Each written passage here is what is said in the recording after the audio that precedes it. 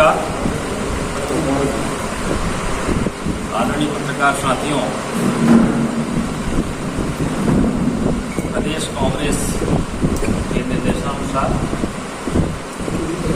आज समूचे प्रदेश में सभी जिला मुख्यालयों पर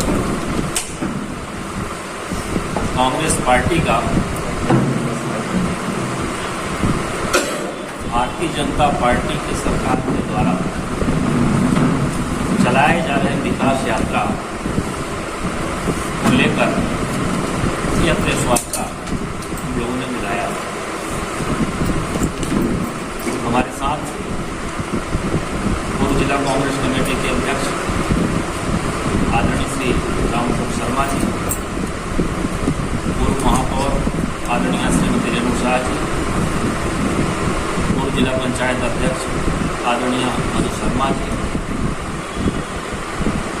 प्रदेश कांग्रेस कमेटी के सचिव आदरणीय अमित द्विवेदी जी, जिला महिला कांग्रेस के अध्यक्षा कृष्णा सिंह जी, अल्पसंख्यक कांग्रेस के अध्यक्ष मनसुख भाई एवं उपस्थित किसान कांग्रेस के अध्यक्ष आदरणीय मनोज दुबे जी एवं उपस्थित पत्रकार साथी,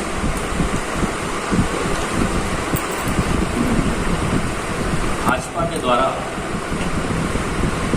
मध्य प्रदेश सरकार के द्वारा जो विकास यात्रा चलाई जा रही है, तो विकास यात्रा नहीं बल्कि निकास यात्रा है। और निकास से जनता इतना फजीहत कर रही है तो समझिए विकास यात्रा है और निकास यात्रा की जनता इतना फजीहत कर रही है जो फजीहत यात्रा के रूप में परिणित हो गई।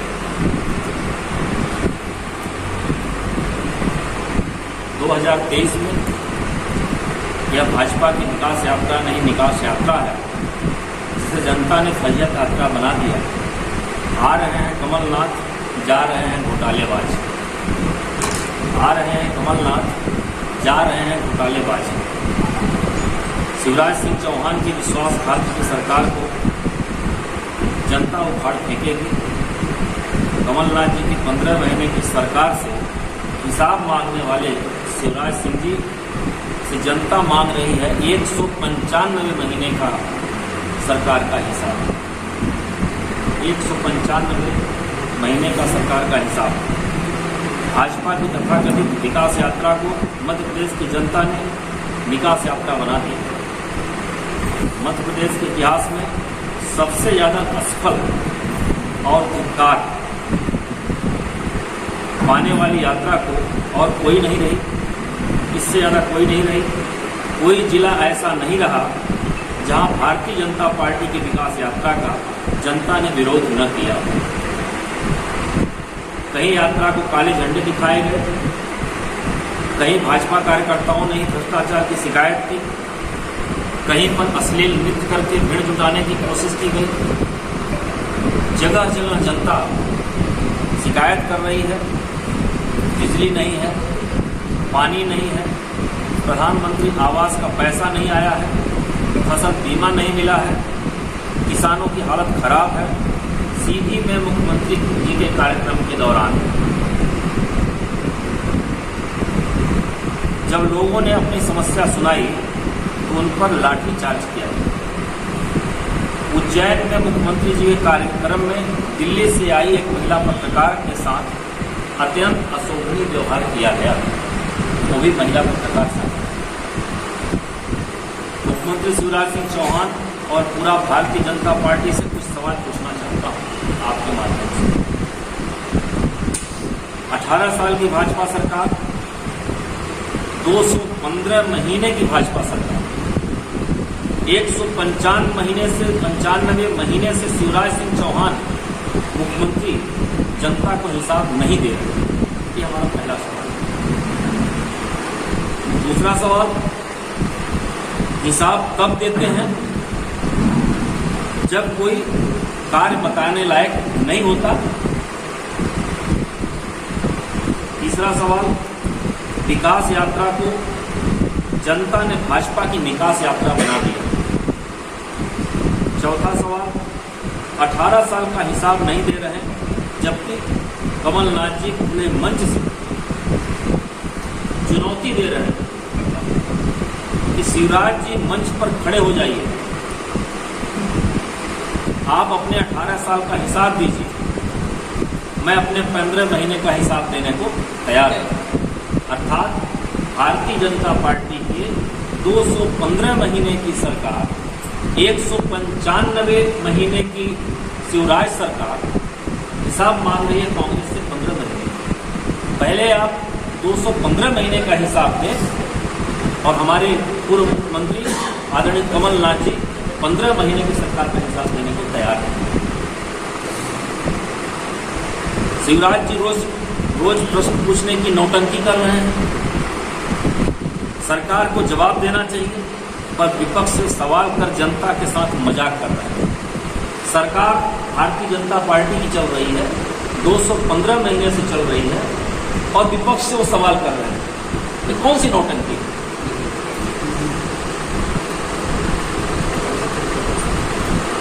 छठवां सवाल हमारा है, 2018 में जनता का वोट कांग्रेस पार्टी के लिए 5 साल के लिए आया। सरकार भाजपा ने गिराई, ये सबको विदित है, सबको पता है। कांग्रेस के शेष वचन पूरे करने की जिम्मेदारी भी भाजपा की बनती है, क्योंकि जनता ने 5 साल के लिए मैंडेट दिया। 15 महीने जब तक हम रहे, हमने अपना काम किया। शेष जो महीने बचे, उसकी जिम्मेदारी भारतीय जनता पार्टी की है, उस मैंडेट जारी पूरा करना। यदि कोई वचन छूट गया है तो इन्होंने 3 साल में भाजपा ने पूरा क्यों नहीं किया? किसान कर्ज माफी क्यों बंद की? किसान की जो कर्ज माफी आदरणीय कमलनाथ जी कर रहे थे, वो बंद नहीं की गई, बंद कर दी गई। सामाजिक सुरक्षा पेंशन जो कांग्रेस ने 1000 की बात की थी, उन्होंने उसको नहीं किया। गौशाला निर्माण को बंद करा दिया, जो कमलनाथ जी ने पूरे प्रदेश में बहुत तेजी से शुरुआत कराई थी। 100 रुपए में 100 यूनिट बिजली सबको पता है, सबको मिल रही थी, वो बंद कर दी गई।